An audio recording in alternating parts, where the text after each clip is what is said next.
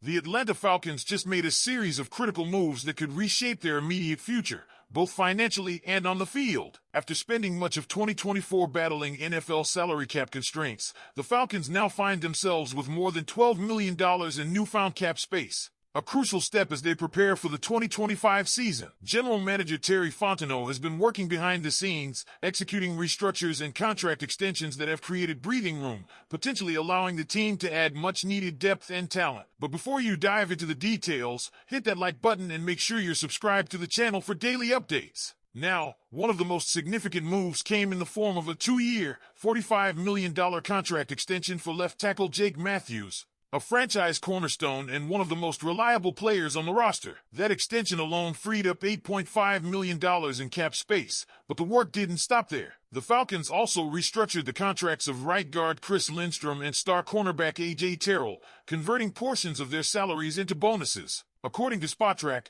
those restructurings created an additional $20 million in salary cap space, $10 million from each player. Raheem Morris and offensive coordinator Zach Robinson have praised Lindstrom's work ethic and leadership, making it clear that keeping him in Atlanta was a top priority. Meanwhile, Morris, who was the defensive coordinator when the Falcons drafted Terrell, continues to be one of his biggest advocates. The coach has spoken glowingly about the cornerback's ability to shut down opposing receivers, reinforcing why Terrell remains a cornerstone of the team's defense. While the salary cap adjustments provide immediate financial flexibility, the real headline emerging from Atlanta is the ongoing saga surrounding quarterback Kirk Cousins. Just as we wrapped up our live show today, news broke that Cousins was spotted in Westlake, Ohio, a suburb of Cleveland. Now, before we jump to conclusions, let's analyze whether this is a coincidence or if we're witnessing the next step in a potential blockbuster trade.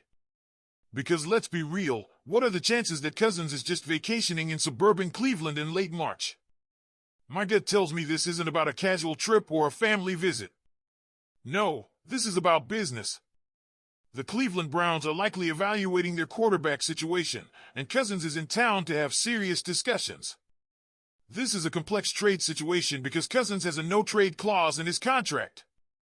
That means any potential deal requires his approval, and if he's meeting with the Browns, it's likely because he wants clarity on two major points.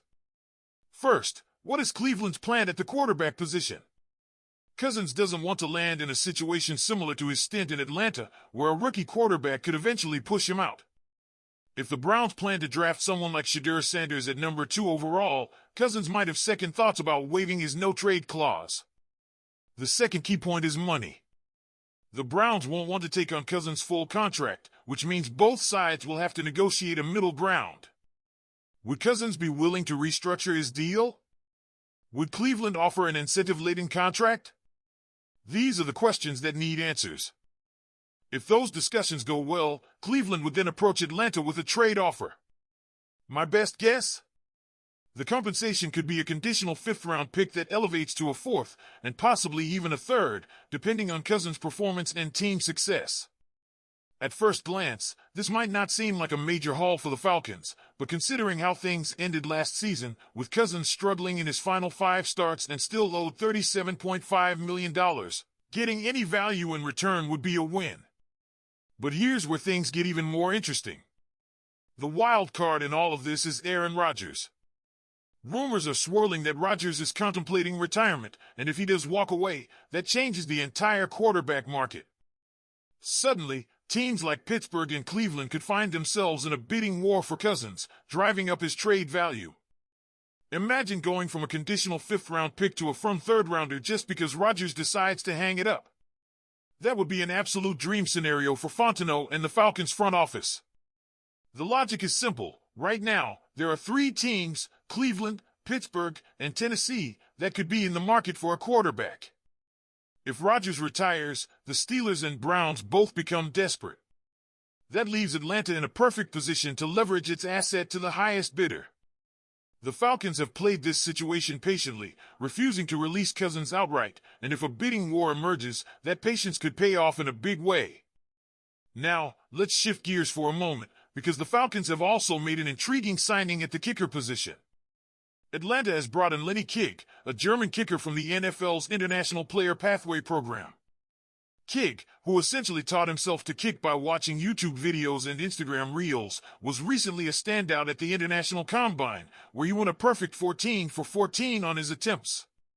What makes this signing particularly noteworthy is the fact that Kidd only met with Atlanta before stopping all future visits. Could it be that he fell in love with the city after trying some lemon pepper wings?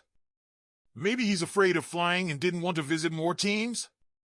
Or, more likely, did the Falcons tell him outright that he has a real shot at winning the starting job? Considering Younghoe Koo's struggles in 2024, it's not hard to believe that Atlanta is looking for competition at the position.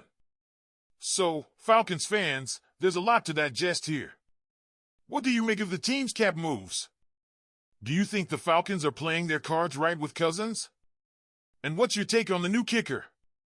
Drop your thoughts in the comments below. If the Kirk Cousins trade situation wasn't intriguing enough, let's talk about what this move would mean for the Falcons' quarterback room. Because if Cousins is on his way out, that means Michael Penix Jr. is officially the guy in Atlanta. The team spent the offseason carefully maneuvering around the question of who would start in 2025, but if Cousins is dealt, there's no more debate. Penix takes the reins. And honestly, that might be exactly what the Falcons need. While Cousins is a veteran presence, the reality is that he struggled down the stretch last season. His limitations in mobility and deep ball accuracy became more apparent as the year went on, and in an offense designed by Zach Robinson, one that thrives on play action and rollouts, Penix is simply a better fit. That said, handing the keys over to a young quarterback always comes with risks. The Falcons' offensive line has had its ups and downs, and while the team made moves to solidify protection, it's still a question mark. Matthews' extension locks down the left tackle spot, but what about the right side? The team has experimented with different options at right tackle, but nothing has been set in stone. If they roll with Penix, they need to ensure he's protected. And let's not forget about the weapons. Drake London is a star in the making, but he can't do it alone. The Falcons need another reliable wide receiver opposite him, especially if they want to make life easier for their young quarterback. Kyle Pitts has flashed brilliance, but consistency has been an issue. Could Atlanta still look to add another veteran pass catcher? One name that keeps coming up is Hunter Renfrow. The former Raiders wideout remains unsigned, and his ability to work the slot could be a perfect complement to London's size and Pitt's athleticism.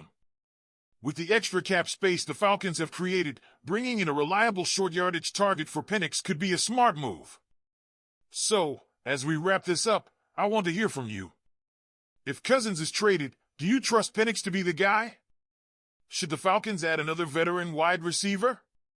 And what's your take on the team's overall approach this offseason?